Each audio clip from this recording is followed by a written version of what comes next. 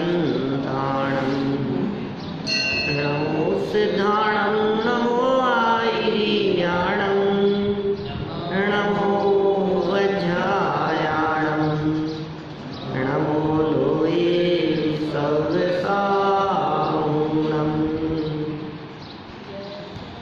जह चकेण चकी चखण्डं साह्यम् अविभेण तह मयि चकेण मया चखण्डं साह्यं सम। 14 गुणस्थानों की चलती हुई चर्चा में कल तक हम 6ठे गुणस्थान तक की चर्चा कर चुके हैं और आज हमें 7वें गुणस्थान की चर्चा करनी है। 6ठे गुणस्थान का नाम क्या है? 6ठे का प्रमत्त। प्रमत्त, प्र माने प्रकृष्ट रूप से, मत्त माने मद सहित, प्रमाद सहित जो अवस्था है वो प्रमत्त है। प्रमत्त संयत नाम है। संयत तो मुनिराज को कहते हैं। प्रमत्त प्रमाद सहित जो मुनिराज हैं वो 6ठे गुणस्थान वर्ती हैं। और 7वें का नाम क्या है? अप्रमत्त माने प्रमाद नहीं है। देखो एक और गजब बात है, 6ठे गुणस्थान का नाम यदि प्रमत्त है तो ये अंत दीपक है। मतलब समझिए आप क्या कहना चाहते हैं? इसका मतलब ये है कि 6ठे के बाद में प्रमत्त नहीं होता, अंत में है प्रमत्त। 6ठे के पहले वाले सारे गुणस्थान प्रमाद वाले हैं, प्रमाद सहित हैं। ये अंत दीपक है। प्रमत्त संयत में जो प्रमत्त शब्द है वो अंत दीपक है। इसका मतलब उसके पहले के सारे गुणस्थान प्रमाद वाले गुणस्थान हैं। 7वें का नाम है अप्रमत्त संयत। इसका मतलब 7वें के आगे के सारे गुणस्थान प्रमाद रहित है, अप्रमत्त है। जब समयसार ग्रंथ 6ठी गाथा आचार्य कुंद स्वामी ने स्वयं के लिए ना प्रमत्त है ना प्रमत्त है ऐसे शब्दों का प्रयोग किया कि जो प्रमत्त भी नहीं है और अप्रमत्त भी नहीं है, तो क्या कहना चाह रहे हैं? कौन से गुणस्थान वाले थे कुंद आचार्य जब ये बातें लिख रहे थे?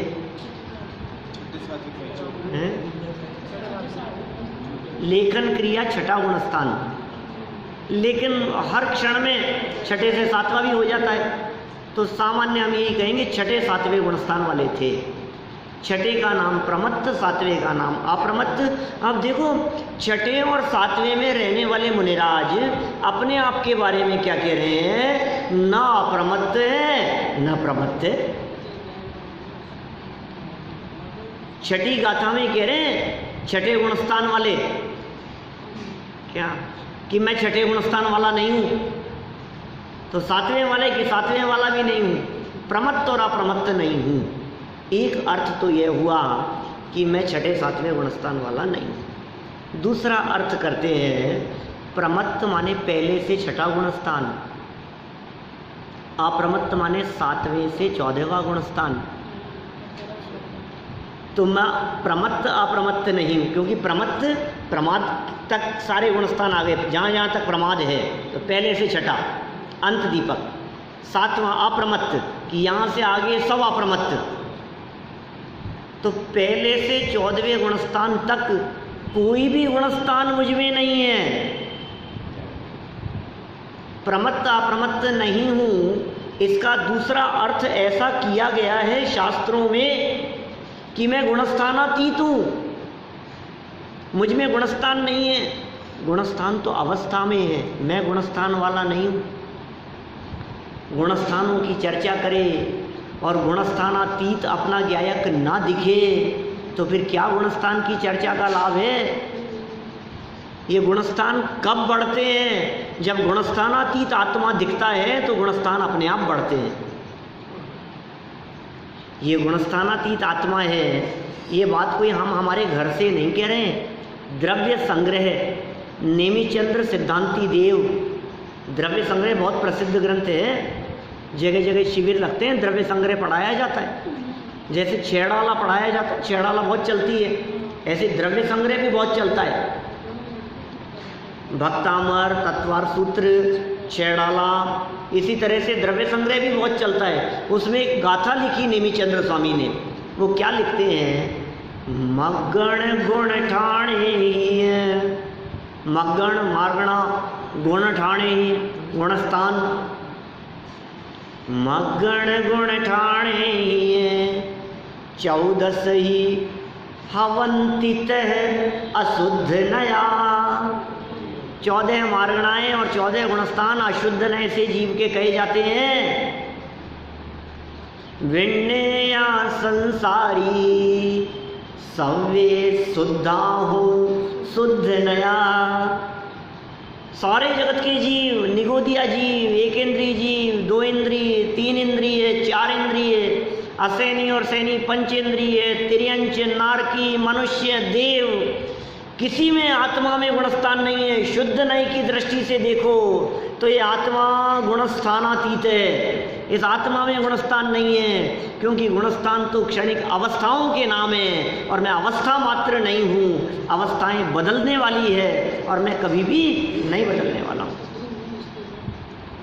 मैं तो नहीं बदलने वाला तत्व हूँ। अरे गुणस्थान तो निकल जाएंगे और मैं ज्यों का त्यों रह जाऊँगा। सिद्ध अवस्था जो नष्ट हो जाए वो मैं नहीं, और जो मैं हूँ वो नष्ट होता नहीं। जो मुझ में से निकल जाए इसका मतलब वो मेरा स्वरूप नहीं। गुणस्थान निकलेंगे कि नहीं? एक दिन ऐसा आएगा कि मुझ में कोई गुणस्थान नहीं रहेगा। आज तक एक भी दिन ऐसा नहीं गया जब मेरा कोई गुणस्थान नहीं हो। अनादिकाल से गुणस्थान के बिना तो रहा ही नहीं। लेकिन एक दिन ऐसा आएगा जब सिद्ध दशा की प्राप्ति होगी तो गुणस्थान सदा सदा के लिए मिट जाएंगे, अभाव को प्राप्त हो जाएंगे। जो अभाव को प्राप्त हो जाए वो मेरा स्वरूप नहीं हो सकता। राग मिट जाता है इसलिए राग मेरा स्वरूप नहीं। कषाएं मिट सकती है इसलिए कषाएं मेरा स्वरूप नहीं। ज्ञान मिट नहीं सकता इसलिए ज्ञान मेरा स्वरूप है। जो चला जाए वो मेरा नहीं। इसलिए कभी कभी हम कहते हैं क्या, जो चुराया जा सके वो चोरी का माल।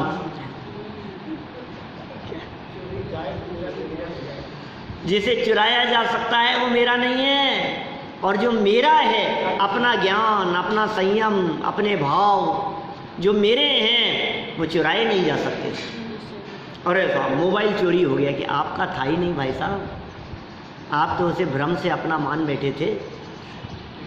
जिसे आप भ्रम से अपना मान रहे हैं उसके चले जाने पे दुखी होंगे, और जिसके बारे में समझ लिया कि ये मेरा नहीं है तो फिर कोई दुख और तकलीफ भी नहीं होगी। चलिए, छठे गुणस्थान का नाम प्रमत्त, अंत दीपक प्रमत्त शब्द।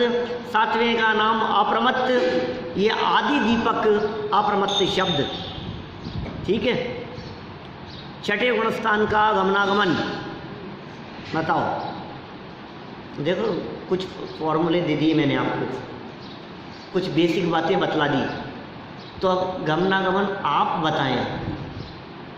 सुनो सुनो सुनो, छठे गुणस्थान में आना है अभी, तो पहले से छठे में जा सकता है क्या?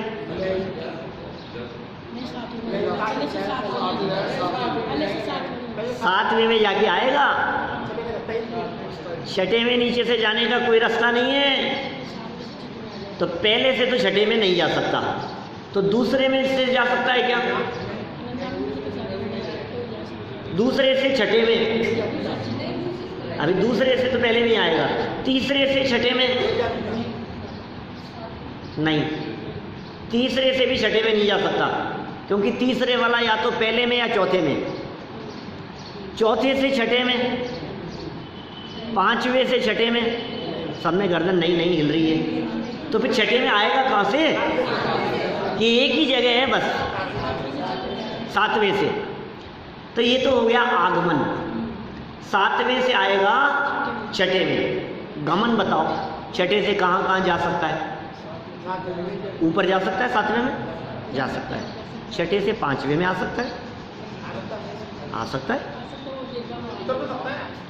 उतरते समय छठे से पांचवें में आ सकता है, छठे से चौथे में छठे से चौथे में भी आ सकता है, छठे से तीसरे में आ सकता है, छठे से दूसरे में आ सकता है। कब आएगा? अनंतानुबंधी का किसी का उदय आ जाएगा तो। और छठे से पहले में, माने छठे गुणस्थान में कोई बैठा हुआ हो तो नीचे तो सारी लाइनें खुली है, पहला, दूसरा, तीसरा, चौथा, पांचवा सब जगह, और ऊपर सिर्फ सातवां। छठे से गमन भी हो गया और छठे में आगमन तो सिर्फ एक ही जगह से है, वो है सातवें से। कोई दिक्कत? कितना सरल है छठे का गमनागमन, आप लोगों ने बताया। हाँ बोलिए। बिल्कुल चलता रहता है। छठे सातवें में जब झूलते हैं तो छठे में आते ही प्रमत्त हो जाता है, सातवें में आते ही अप्रमत्त हो जाता है, छठे में आते ही शुभ भाव में आ जाते हैं, सातवें में जाते ही शुद्ध में चले जाते हैं। छठा शुभ का, सातवां शुद्ध का। जैसे हमने कहा ना, छठा शुभ का, सातवां अशुभ का। अरे अशुभ नहीं, सातवां शुद्ध का। सातवें में थोड़ा टिकने की स्थिति बने तो ऊपर चढ़े, छठे में थोड़ा ज़्यादा टिके तो नीचे गिरे। ठीक है, चलो छठे का गमनागमन हो गया। सातवां देखो, सातवें की बात करो फटाफट। जो भावलिंगी मुनिराज पूर्वोक्त 15 प्रकार के प्रमाद रहित हैं। क्या? जो भावलिंगी मुनिराज पूर्वोक्त पहले कहे गए, पहले कौन से कहे थे? कल कहे थे अपन ने 4 विकथा, 4 कषाय, 5 इंद्रिय विजय, निद्रा और प्रणय। प्रणय माने होता है स्नेह। ये 15 प्रकार के प्रमाद, नाम याद रखना 15 प्रकार के प्रमाद का। उन्हें अप्रमत्त संयत गुणस्थानवर्ती कहते हैं। जो भावलिंगी मुनिराज पूर्वोक्त 15 प्रकार के प्रमाद रहित हैं, प्रमाद रहित हैं, इसलिए उन्हें क्या कहते हैं? अप्रमत्त कहते हैं। इनके अनंतानुबंधी आदि 12 कषायों का तो अभाव होता ही है। अनंतानुबंधी अप्रत्याख्यान और प्रत्याख्यान वर्ण का तो अभाव होता ही है। साथ ही संज्वलन कषायों तथा 9 कषायों की तीव्रता न होकर सप्तम गुणस्थान योग्य मंदता होती है। देखो, मोहनी कर्म से रिलेटेड, मोह और योग के निमित्त से होते हैं गुणस्थान, है ना। अब इसमें दर्शन मोह का तो काम नहीं है, यहाँ चारित्र मोह की बात चल रही है। चारित्र मोह में अनंतानुबंधी या प्रत्याख्यान बोले इन 3 का तो उदय नहीं है। संज्वलन और 9 कषाय, संज्वलन और 9 कषाय, इनका उदय कहाँ होता है? इनका उदय कहाँ होगा? छठे में और सातवें में भी। छठे सातवें में दोनों में सेम पोजीशन है, छठे में भी है और सातवें में भी है। 3 चौकड़ियों का अभाव छठे में भी है, सातवें में भी है। 4 संज्वलन और हास्य आदि 9, इन 13 का उदय या सद्भाव छठे में भी है और सातवें में भी है। तो फर्क क्या है? छठे में तीव्र उदय है और सातवें में मंद उदय है। ठीक है, अंतर क्या है छठे और सातवें में? छठे में तीव्र उदय है और सातवें में क्या होगा? मंद उदय होगा। हाँ, अब देखो आगे। अतः इनके मल को उत्पन्न करने वाला प्रमाद नहीं होता और मूल गुण, उत्तर गुण आदि की सहज निरतिचार परिणति बनी रहती है। सप्तम गुण स्थान में निरतिचार परिणति है, स्वरूप के अतीन्द्रिय आनंद का रसास्वादन है। देखो नीचे कह रहे हैं, इसलिए इनकी अप्रमत्त संज्ञा सार्थक है प्रमाद नहीं होने से। इस गुणस्थान में बुद्धिपूर्वक विकल्प नहीं रहते और निर्विकल्प आत्मा के अनुभव रूप ध्यान ही वर्तता है। सातवें सहित आगे के सब गुणस्थानों की निर्विकल्प स्थिति होती है। निर्विकल्प दशा में आनंद है। आनंद के झरने झरते प्रदेशों में निज ध्यान जब धरते हैं। मुनिराज, आनंद के झरने झरते हैं आत्म प्रदेशों में, अतीन्द्रिय आनंद रस का रसास्वादन करते हैं, अंतरंग में डुबकी लगाते हैं, सिद्धों जैसे आनंद का प्रचुर वेदन करते हैं बहुत मात्रा में। चौथे में शुरुआत थी, पांचवें में कुछ अधिकता थी, छठे और सातवें में आकर के तो सातवें में तो प्रचुर स्व संवेदन का वेदन करते हैं, जिसके लिए गुणभद्राचार्य देव ने आत्मानुशासन में क्या लिखा था? मुनिराज भोगते सुखी खान। क्या? निर्धन जन धन बिना दुखी और तृष्णा से दुखमय धनवान, सभी भोगते कष्ट मात्र मुनिराज भोगते सुख की गणिका नहीं, सुख की खान। मुनि अवस्था में आनंद है, मुनि अवस्था में कष्ट नहीं है। जिन जीवों को मुनि अवस्था में कष्ट दिखाई देता हो, इसका मतलब उनकी मुनि अवस्था की क्या पोजीशन है, ये अंतर में समझ सकते हैं।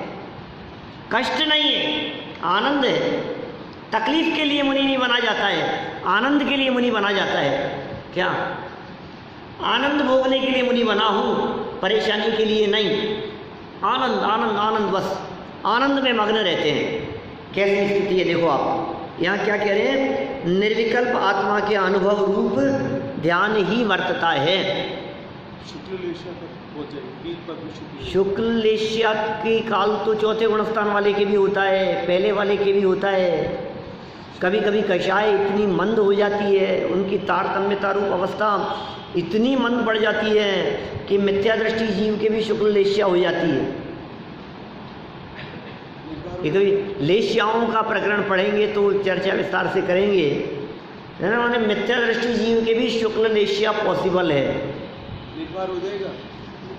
शुक्ल लेश्या का मतलब निर्भर नहीं, शुक्ल लेश्या का मतलब आनंद नहीं है। शुक्ल लेश्या का मतलब कषाय की अत्यंत मंद रूप दशा है,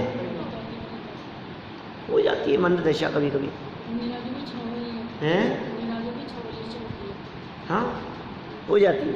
देखो आगे चलते हैं अपन। तो ये निर्विकल्प स्थिति होती है सातवें गुणस्थान की, और इससे आगे के समस्त गुणस्थानों में भी निर्विकल्प दशा ही होती है। इस गुणस्थान के दो भेद हैं। कौन से गुणस्थान के? सातवें के दो भेद हैं। सातवें के दो भेद। अच्छा, इससे पहले गुणस्थानों के कौन कौन से भेद बतलाए? छठे के कोई भेद बताए थे क्या? छठे के कोई भेद नहीं थे। पांचवें के कोई भेद बताए थे क्या? पांचवें के नहीं थे। 11 भेद हैं, 11 भेद पांचवें के, 11 प्रतिमाएं। पंचम गुणस्थान में होती है ना 11 प्रतिमाएं। तो यदि आपसे प्रश्न पूछे पंचम गुणस्थान के कितने भेद, यार पंचम के तो कोई भेद ही नहीं होते। पंचम के कौन से भेद होंगे? प्रतिमाएं, सारी प्रतिमाएं, पहली प्रतिमा वाला, दूसरी प्रतिमा वाला, तीसरी प्रतिमा वाला, तो 11 प्रतिमा। अब जो आप दो भेद कह रहे हो मास्टर साहब, ये दो भेद कौन से? 11वीं प्रतिमा वाले के दो भेद हैं, एलक और शुल्लक। वो 11वीं प्रतिमा वाले के भेद हैं। चलो, चौथे वाले के कुछ भेद बताए थे क्या? 3, औपशमिक, क्षायोपशमिक और शायिक। तीसरे वाले के कुछ भेद? कोई भेद नहीं है, सम्यक मिथ्या दृष्टि, सम्यक मिथ्यात्व का उदय। दूसरे वाले के कोई भेद नहीं है। पहले वाले के कोई भेद? पहले वाले के कोई भेद? सादी मिथ्या दृष्टि, अनादि मिथ्या दृष्टि। दूसरे प्रकार से भेद करें तो ग्रहित मिथ्या दृष्टि, अग्रहित मिथ्या दृष्टि। और दूसरे प्रकार से भेद करें तो विपरीत एकांत विनय के संशय ज्ञान। आलोचना पाठ की लाइन है। मिथ्यात्व के भेद हैं, सब 5 भेद हैं। इसी तरह से मिथ्या दृष्टियों के भेद हो सकते हैं। और दूसरे प्रकार से भेद करो, क्रियावादी अक्रियावादी, विनयवादी, अज्ञानवादी, ये भी भेद हो सकते हैं। चलिए कोई बात नहीं, सातवें के भेद बताओ। तो कह रहे हैं स्वस्थान अप्रमत्त और सातिशय अप्रमत्त। अभी समझ में आ जाएगा, सब बहुत सरल है। स्वस्थान अप्रमत्त और सातिशय अप्रमत्त। स्वस्थान और सातिशय दो याद रखो। स्वस्थान शब्द से याद रखना इनका स्वरूप। स्वस्थान का स्वरूप क्या है? स्व माने अपना, स्थान अपनी ही जगह पर रहे, वो स्वस्थान। अपनी ही जगह पर रहे मतलब छठा सातवां छठा सातवां छठा सातवां छठा सातवां चल रहा है, ये स्वस्थान वाले हैं। सातवें में आते ही स्वस्थान अप्रमत्त है, छठे में आते प्रमत्त हुए, फिर सातवें में आए। सातवें से छठे में आने की पोजीशन है तो स्वस्थान अप्रमत्त। ठहर गए नहीं, बस छठे सातवें वाली अवस्था जिनकी है। झूले में जो है तो मतलब सातवें से ऊपर नहीं चढ़ रहे हैं। सातवें की वो पोजीशन जिससे नियम से छठे में आने वाले स्वस्थान। सातवें की वो पोजीशन जिससे नियम से छठे में आएंगे, फिर छठे से सातवें में, फिर सातवें से छठे में आएंगे। ये पोजीशन क्या है? स्वस्थान। सातिशय क्या कहलाएगी? सातवें की वो पोजीशन जिसके बाद नियम से आठवें में जाएगा। क्या? स्वस्थान वाला छठे में आएगा, सातिशय प्रमत्त वाला आठवें में जाएगा, स्वस्थान अप्रमत्त वाला गिरता है, सातिशय अप्रमत्त वाला चढ़ता है। स्वस्थान प्रमत्त वाले के कोई करण नहीं है, सातिशय अप्रमत्त वाले के अधःकरण कहा गया है। क्या मतलब? तीन करण होते हैं ना। चौथे गुणस्थान में की थी ये चर्चा, नहीं की होगी ज़्यादा चर्चा। अधःकरण, अपूर्वकरण, अनिवृत्तिकरण लब्धियों में। अभी ये करण यहाँ भी होते हैं श्रेणी चढ़ते समय भी। सातवें की सातिशय दशा का नाम है अधःकरण, आठवें गुणस्थान का नाम है अपूर्वकरण, नौवें गुणस्थान का नाम है अनिवृत्तिकरण। तीन करण हो गए। तो सातिशय अप्रमत्त दशा को क्या कहेंगे? अधःकरण भी कह देते हैं। और सुनो, सातवें गुणस्थान की स्वस्थान दशा में तो मरण हो सकता है, सातिशय अवस्था में मरण नहीं हो सकता। क्या? सप्तम गुणस्थान में मरण हो सकता है कि नहीं? हो सकता है, सातवें वाले का मरण हो सकता है, लेकिन वो मरण कहाँ होगा? स्वस्थान में था तो मरण हो गया। सातिशय अप्रमत्त दशा हुई तो मरण नहीं होगा। स्वस्थान और सातिशय में अंतर ख्याल में आ रहा है? देखो ऐसा सुनो, सातिशय में आने वाला श्रेणी चढ़ना शुरू करेगा। आगे आठवें से 12वें तक जो गुणस्थान होते हैं उनको श्रेणी के गुणस्थान कहते हैं। वापस बोलना, क्या कहा मैंने? कौन से गुणस्थान? श्रेणी। श्रेणी के गुणस्थान कौन कौन से? 8वें से 12वें तक के गुणस्थानों को श्रेणी के गुणस्थान कहते हैं। श्रेणी के गुणस्थानों में कौन जाएगा, कौन चढ़ेगा? श्रेणी में क्या होता है एक्चुअल में, वहाँ स्पीड बहुत फास्ट हो जाती है अंतरंग शुद्धता की। वो शुद्धता इतनी फास्ट हो जाती है कि यदि उसमें शुद्धता में वो फटाफट अंतर्मूर्त में 8वां 9वां 10वां 12वां 13वां केवल ज्ञान हो गया, लो खत्म। और यदि दबाता हुआ भी बढ़ सकता है वहाँ, तो 8वां 9वां 10वां 11वां ओ फिसल गया वापस नीचे। तो जहाँ स्पीड फास्ट हो जाए, वो गियर लगा दिया, फास्ट हो गई स्पीड एकदम, वो है सातवें की सातिशय दशा। तो छठे सातवें में क्या हो रहा था? देखो अभी ऐसा समझो, झूला झूल रहा है, छठा सातवां छठा सातवां छठा सातवां, जैसे जिनको छलांग लगानी होती है ना, वो सर्कस के झूले वाले सर्कस के झूले वाले क्या करते हैं? ऐसे झूलते रहेंगे झूलते रहेंगे झूलते रहेंगे, फिर जैसे ही स्पीड फास्ट हुई एकदम छोड़ा और आगे गए। तो छठे सातवें में क्या हो रहा था? झूल रहे थे। जब तक छठे सातवें में थे तब तक सातवें की अवस्था कौन सी थी? स्वस्थान। और जैसे ही वो हाथ छोड़ के आगे बढ़े सातिशय में एकदम स्पीड जंप मारने जैसी दशा है। तो सातिशय से क्या हो? अब गिरने का काम है, अब तो बढ़ गए आगे एकदम झटके से। तो ये जो पोजीशन है, ये पोजीशन कहलाती है सातिशय दशा। अतिशय है, एकदम अतिशय। अतिशय मतलब चमत्कार होता है। अतिशय मतलब क्या है? गजब हो गया एकदम ही। और सुनो अंतर, स्वस्थान अप्रमत्त दशा इस पंचम काल में हो सकती है। सातवां गुणस्थान स्वस्थान अप्रमत्त दशा इस पंचम काल में हो सकता है, लेकिन सातिशय अप्रमत्त दशा इस पंचम काल में नहीं हो सकती। क्यों नहीं हो सकती? क्योंकि पंचम काल में श्रेणी चढ़ना नहीं होता। श्रेणी चढ़ने वाले के नियम से शुक्ल ध्यान होता है। शुक्ल लेश्य अलग थी, ये शुक्ल ध्यान है। शुक्ल ध्यान श्रेणी चढ़ने वालों के होता है, वो चौथे काल में ही होगा, वो पंचम काल में नहीं हो सकता है। कोई श्रेणी नहीं चढ़ सकते हैं। तो ये मोटा मोटा अंतर अपने को स्वस्थान और सातिशय का ख्याल में होना चाहिए।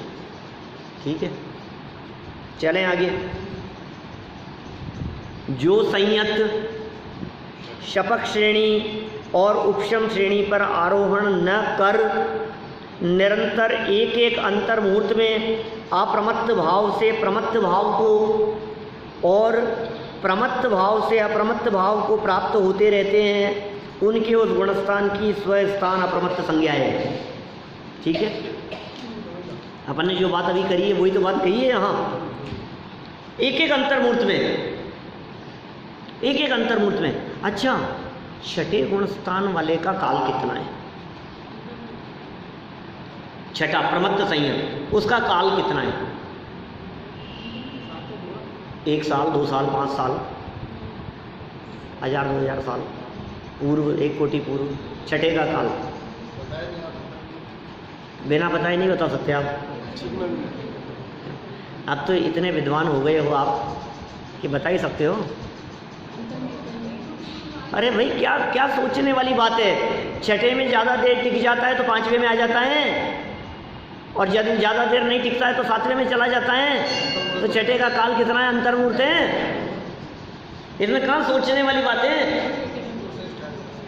छठे गुणस्थान का मैक्सिमम काल अंतर मुहूर्त, 7वें गुणस्थान का मैक्सिमम काल अंतर मुहूर्त। सुनो, 5वें गुणस्थान से ऊपर जितने भी गुणस्थान हैं 12वें तक, सबका काल अंतर मुहूर्त ही है। छठा, 7वां, 8वां, 9वां, 10वां, 11वां, 12वां, इन सब का काल इंडिविजुअल यदि देखो तो अंतर मुहूर्त अंतर मुहूर्त अंतर मुहूर्त अंतर मुहूर्त है। और सारे अंतर मुहूर्त अंतर मुहूर्त अंतर मुहूर्त को जोड़ लो तो सब मिला के भी अंतर मुहूर्त है। क्या कहा? किस किस को जोड़ा बताओ? कहाँ से कहाँ तक? छठे से 12वें तक। छठे गुणस्थान वाला अंतर्मूर्त काल, 7वें का अंतर्मूर्त, क्योंकि वो अंतर्मूर्त बहुत छोटे छोटे से हैं। अंतर्मूर्त काल तो 48 मिनट के अंदर अंदर के काल को अंतर्मूर्त कहते हैं। अंतर्मुहूर्त, मुहूर्त होता है 48 मिनट का, तो 48 मिनट के भीतर भीतर का काल वो अंतर्मूर्त कहलाता है। अब 5 मिनट भी अंतर्मूर्त होता है, 15 मिनट भी अंतर्मूर्त होता है, 45 मिनट भी अंतर्मूर्त होता है, 5 सेकंड भी अंतर्मूर्त होता है। क्या 2 सेकंड भी अंतर्मूर्त है, 20 सेकंड भी अंतर्मूर्त है, सब अंतर्मूर्ति तो है। तो सबका काल अलग अलग भी अंतर्मूर्त है, और सबका जोड़ कर लो तो भी अंतर्मूर्ति है। तो छठे गुणस्थान का मैक्सिमम काल कितना है? अंतर्मूर्त। अब छठे गुणस्थान का मिनिमम काल कितना है? वो भी अंतर्मूर्त कि नहीं? कि साहब अभी तो आप कह रहे थे क्या गड़बड़ है? गड़बड़ नहीं है, एक पॉइंट है, ट्विस्ट है एक थोड़ा सा। क्या पॉइंट है? कोई जीव 7वें गुणस्थान से छठे गुणस्थान में आए, छठे में आए हुए उसको अभी एक समय मात्र हुआ है और आयु पूरी हो जाएगी। क्या? छठे गुणस्थान में आए हुए छठे सातवें में झूल रहे हैं, आयु तो कहीं भी पूरी हो सकती है, छठे में भी पूरी हो सकती है, सातवें में भी पूरी हो सकती है। तो छठे में आए हुए यदि एक समय हुआ और आयु पूरी हो गई तो छठे गुणस्थान का काल मरण की अपेक्षा से मिनिमम एक समय, मैक्सिमम अंतर्मूर्त। क्या? जगन्य काल मरण की अपेक्षा से एक समय, एक समय में मौत हो सकती है। क्या? दो समय में भी हो सकती है, तीन समय में भी हो सकती है, लेकिन जगन्य पूछेंगे तो फिर मिनिमम लेंगे ना, मिनिमम एक समय। दो समय आकर के भी डेथ हो सकती है, तीन समय में भी हो सकती है, चार समय में भी हो सकती है, सेकंड में भी हो सकती है। छठे गुणस्थान में आए हुए एक आध दो सेकंड हो गए और फिर भी हो सकती है। सातवें गुणस्थान का मैक्सिमम काल, मैक्सिमम में तो क्या चक्कर है, अभी तो बताया। आठवें गुणस्थान का मैक्सिमम काल, नौवें का मैक्सिमम काल, 11वें का मैक्सिमम काल, 12वें का मैक्सिमम काल। कैसे बता रहे हो, अभी तो पढ़ाया ही नहीं है गुणस्थान मैंने। अरे बता दिया ना, छठे से 12वें तक मैक्सिमम काल अंतर्मूर्ति होता है, इसलिए कोई चक्कर का काम नहीं है। और मिनिमम काल मरण की अपेक्षा से एक मरता है ना स्वस्थान में, स्वस्थान में। अब देखो अधूरा ले जाओ और बाहर जाकर के कहो कि आज तो संजीव जी कह रहे थे कि सातवें में मरता नहीं है, फिर वो कहेगा यार क्या गलत समझ पढ़ाते हैं आपको। मरता है, लेकिन स्वस्थान अप्रमत्त दशा में मर सकता है, मरता है नहीं, मरता थोड़ी नहीं, वहाँ मर सकता है। और सातिशय अप्रमत्त दशा हो तो मरण नहीं होगा, तो मरण नहीं होगा तो क्या होगा सातिशय वाले का, आठवें में जाएगा, ऊपर चढ़ेगा। भाई देखो ये पेज हो गया अपना, यहाँ वापस पढ़ रहा हूँ, यहाँ शब्द देखना नीचे इस पेज के, पूछना है कुछ।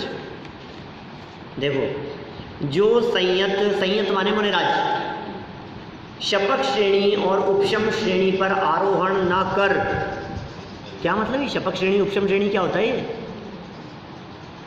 शपक श्रेणी उपशम श्रेणी क्या होता है?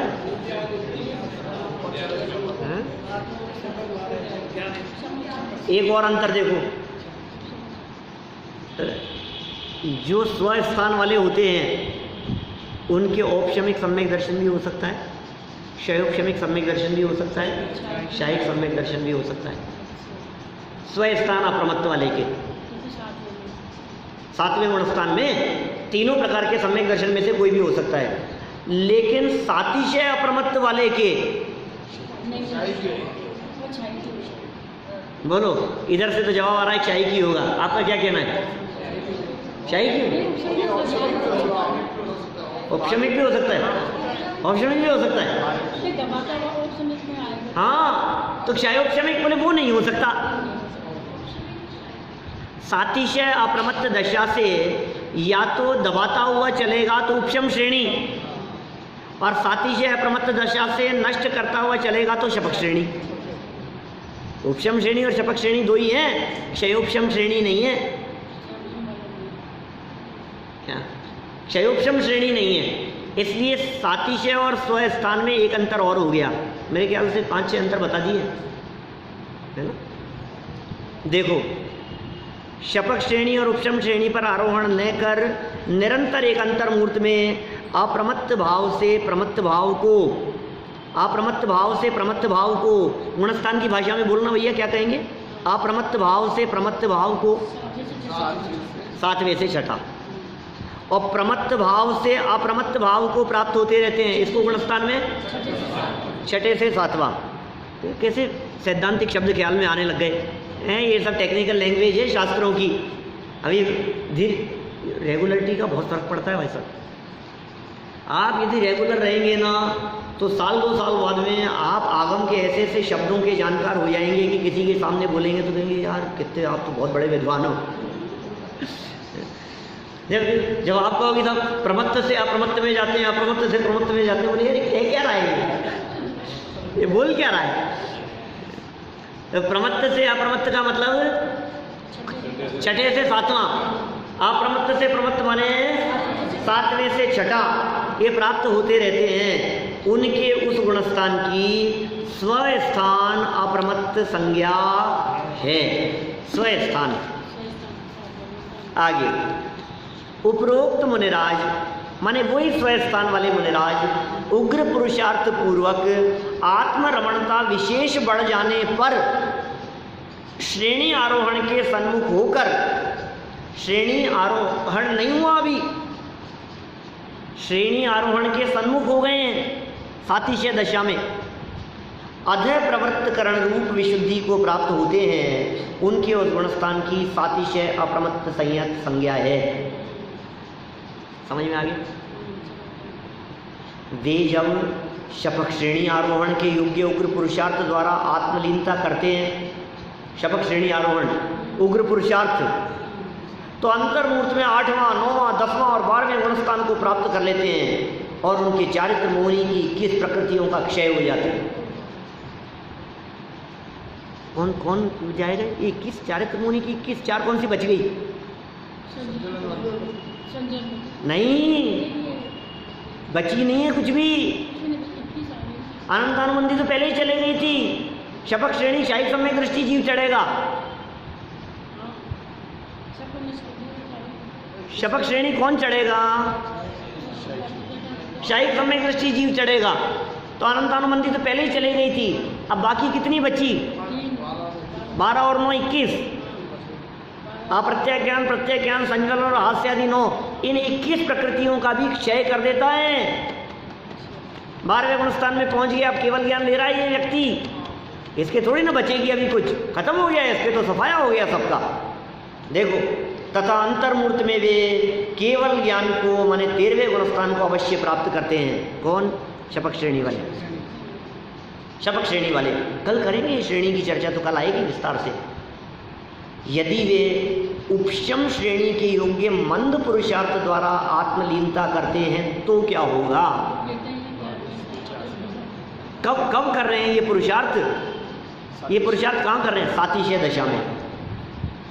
सातिशय अप्रमत्त दशा में जो पुरुषार्थ है, उग्र पुरुषार्थ होगा तो शपथ श्रेणी, मंद पुरुषार्थ होगा तो उपशम श्रेणी। तो अंतर्मूर्त में 8, 9, 10 और 11वें गुणस्थान को प्राप्त करते हैं और उनके उपरोक्त 21 प्रकृतियों का क्षय न होकर मात्र उपशम होता है। फिर क्या होगा? गिरेंगे नीचे। तो फिर एक बात बताओ, तो फिर कोई भी व्यक्ति जब सबको पता है, अपने को ही पता है कि 11वें वाला गिर जाता है, तो मुनिराज को पता होगा कि नहीं? उनको पता नहीं है, अपने को पता है। उनको भी पता होता है कि 11वें से गिरते हैं, तो फिर 11वें में जाते ही क्यों हैं? मंद पुरुषार्थ करते ही क्यों हैं? कर्मों को दबाते हुए चढ़ते ही क्यों हैं? सीधा क्षय करते हुए क्यों नहीं चलते? कर्मों का क्षय होना या उपशम होना ये बुद्धिपूर्वक नहीं है। बुद्धिपूर्वक तो अपना काम अपने स्वभाव में जमना है। अब सहज में पुरुषार्थ शिथिल था तो, और पुरुषार्थ तीव्र था तो क्षय हो गया। सहज है ऐसी अवस्था। देखो अधः प्रवृत्त करण का काल अंतर्मूर्त है। यहाँ करण का अर्थ परिणाम है। अधः प्रवृत्त करण, फिर आगे आएगा अपूर्व करण, फिर होगा अनिवृत्ति करण, परिणाम है। अधः प्रवृत्ति करण स्थित जीव को प्रत्येक समय में अनंत गुणी विशुद्धता होती रहती है। अधः प्रवृत्ति करण में हर समय अनंत गुणी विशुद्धता होती रहती है और भिन्न भिन्न जीवों की अपेक्षा उपरीतन समयवर्ती, आगे आगे के समयवर्ती तथा अधस्तन समयवर्ती माने पीछे पीछे के समयवर्ती। देखो वापस पढ़ो क्या कह रहे हैं, ब्रैकेट हटा देना। भिन्न भिन्न जीवों की अपेक्षा ऊपरीतन समयवर्ती तथा अधस्तन समयवर्ती जीवों के परिणाम विसदृश भी होते हैं तथा सदृश भी होते हैं। ऐसे अधः प्रवृत्त करण युक्त जीवों को सातिशय अप्रमत्त संयत कहते हैं। नहीं समझ में आया होगा? नहीं आया होगा, लेकिन उम्मीद की जाती है आप लोगों से कि आपको समझ में आना चाहिए पुराने लोगों से। क्यों? क्योंकि हमने ये सब मोक्ष मार्ग प्रकाशक में 7वें अध्याय के अंदर पढ़ाया था। ये सब करण लब्धि की चर्चा में खूब समझाया था। अध्ययकरण वो इतने उदाहरण दे करके समझाया था कि उस समय के वो प्रवचन सुनो। ऑडियो रिकॉर्ड तो हैं सारे, वीडियो तो अभी होने लगे हैं साल भर से। तो ये जितने हैं समझो आप, कितने उदाहरण कक्षाओं के उदाहरण से समझाया, स्पीड के उदाहरण से समझाया, गाड़ियों के एग्जाम्पल से समझाया। एक दौड़ने लगा, दूसरा पीछे से दौड़ा। वापस ज़्यादा डिटेलिंग तो करनी नहीं है, अपने को गुणस्थान पूरे करने है ना। गुणस्थान थोड़ी ना पढ़ा रहे हैं अपन, तो यहाँ पाठ पढ़ रहे हैं। फिर भी देखो आप, एक एक गुणस्थान पर एक एक दिन चर्चा हो पा रही है। क्या करें? 14 गुणस्थानों में 15 दिन लगेंगे, क्योंकि बीच में कोई चौथा पाँचवा या पहले कौन सा उसको 2 दिन चले थे ना अपने, किसी गुणस्थान में 2 दिन चर्चा की थी अपन ने। चौथे वाले में भी और शायद पहले वाले में भी 15-16 दिन लग जाएंगे। चलो क्या कह रहे हैं, ऐसा समझो कि परिणामों की जो निर्मलता है ना, वो परिणामों की निर्मलता एक एक समय प्रति बढ़ती है। इस अधःकरण में भी, अपूर्वकरण में भी बढ़ेगी, अनिवृत्तिकरण में भी बढ़ेगी। परिणाम निर्मल निर्मल निर्मल निर्मल होते चले जा रहे हैं। अब कहाँ नाना जीवों की अपेक्षा से बात कर रहे हैं। एक व्यक्ति अधःकरण में अभी आया, दूसरे समय में अधःकरण में पहुंच गया, तीसरे समय में अधःकरण में आ गया, मतलब अधःकरण में चलते हुए उसको 3 समय हो गए। दूसरा व्यक्ति जो अधःकरण में आया वो पहले ही समय में तुम्हारे बराबर विशुद्धि कर ली। तो नीचे के समय वाला पहले समय वाले की विशुद्धता जब ऊपर के समय वाले की विशुद्धि के बराबर हो जाए, उसका नाम है अधः प्रवृत्तकरण। बाद वाला जीव पहले वाले जीव के समान विशुद्धि कर लेवे, उसका नाम अधः प्रवृत्तकरण है। पीछे से निकलने वाला व्यक्ति आगे निकलने वाले व्यक्ति को पकड़ लेवे, उसका नाम अधः प्रवृत्तकरण है। कल करेंगे इसकी विस्तार से चर्चा। एक बार ये पूरा कर ले में अपन हो गया ये तो पूरा, क्योंकि अपूर्व और अनिवृत्तिकरण की चर्चा भी करेंगे ना कल। तो ये करण की चर्चा तो विस्तार से होनी ही है। कल 2 की चर्चा करेंगे, अपूर्वकरण अनिवृत्तिकरण दोनों की बात करेंगे, और अधःकरण भी लेंगे। तो 3 करण की चर्चा करेंगे कल अपन। सुनो लेकिन अभी बात 7वें का वो बतलाओ, गमनागमन काल तो बता ही दिया।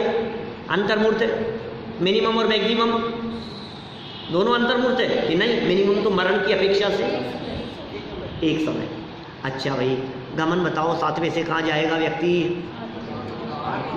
7वें से 8वें में जा सकता है, 7वें से 6ठे में भी जा सकता है, और 7वें से 5वें में 6ठे में जाकर के आएगा। 7वें से पहले में 6ठे के बाद ही आएगा। 7वें से दूसरे में 6ठे के बाद आएगा। 7वें से तीसरे में 6ठे के बाद ही आ सकता है। 7वें से चौथे में 6ठे के बाद ही आ सकता है। एक कंडीशन है। क्या मैंने कहा था? 5वें गुणस्थान से ऊपर किसी भी गुणस्थान में यदि मरण हो जाए, तो किसी में भी मरण हो, मरते ही ऑटोमेटिक चौथा गुणस्थान हो जाता है। विग्रह गति के पहले समय में, विग्रह गति तो समझते हैं ना, ये जीवन पूरा हो जाने के बाद नया जन्म के पहले जो बीच का काल है उसे विग्रह गति कहते हैं। तो उस विग्रह गति में के पहले समय में ही चौथा गुणस्थान हो जाता है। तो 7वें वाला चौथे में जा सकता है कि नहीं? मरने की अपेक्षा। 7वें के गमन देख रहे थे अपन, 7वें से 8वें में, 7वें से 6ठे में, और 7वें से मरण की अपेक्षा से चौथे में। 7वें में कहाँ कहाँ से जा सकता है व्यक्ति? पहले वाला 7वें में जा सकता है, शर्त क्या है? पहले से सातवें में जाने की क्या शर्त है? नग्न दिगंबर पीछी कमंडल वाले मुनि होने चाहिए, एकदम बदले अवस्था, तो पहले से सातवां हो सकता है, दूसरे से तो नहीं हो सकता, क्योंकि दूसरे की तो एक ही गति है बेचारे की, पहला। तीसरे से, इससे भी नहीं हो सकता, क्योंकि तीसरे वाला तो या तो चौथे में जाता है या पहले में आता है। हिलता हुआ दांत मजबूत होगा कि गिरेगा? या तो तीसरे से पहले में आएगा कि तीसरे से चौथे में जाएगा। तो पहले से सातवां हो सकता है, चौथे से सातवां हो सकता है कि नहीं? हो सकता है। शर्त क्या है? 12 में मुनि होना चाहिए। 5वें से 7वां हो सकता है कि नहीं? 5वें से 7वां भी हो सकता है। अच्छा, छठे से 7वां हो सकता है कि नहीं? होता ही है, बार-बार। मैंने स्टाइल बदल के बात की तो आपको लगा कि नहीं होगा। अरे भाई, छठे से 7वां और 7वें से 6वां तो होता ही रहता है, क्या दिक्कत है उसमें? छठे से 7वां भी हो जाता है। और 7वें में कहाँ से आ सकता है? ये तो हो ही गया, पहले से, चौथे से, 5वें से और छठे से। ऊपर कहाँ से आएगा 7वें में? 8वें से। उपशम श्रेणी वाला गिरते समय 8वें गुणस्थान से 7वें में आ सकता है। तो इस तरह से ये हमने यहाँ गमनागमन की स्थिति देखी है। बातें तो बहुत है कहने के लिए। छठे 7वें गुणस्थान की तो इतनी चर्चा की जा सकती थी कि महीनों चर्चा करें, ऐसे गुणस्थान ही। मुनि भूमिका का चित्रण है। फिर छठे 7वें गुणस्थान में द्रव्यलिंग भावलिंग की चर्चा भी हो सकती है बहुत विस्तार से। बहुत प्रकरण है छठे 7वें गुणस्थान में। हमारे मुनिराज कैसे होते हैं भाई, तो कल थोड़ी बहुत चर्चा करते हुए आगे बढ़ेंगे अपन। 8वें और 9वें गुणस्थान की चर्चा। अभी तो हम भावना यही भाते हैं कि हो मेरी ऐसी दशा जैसी तुम धारी है।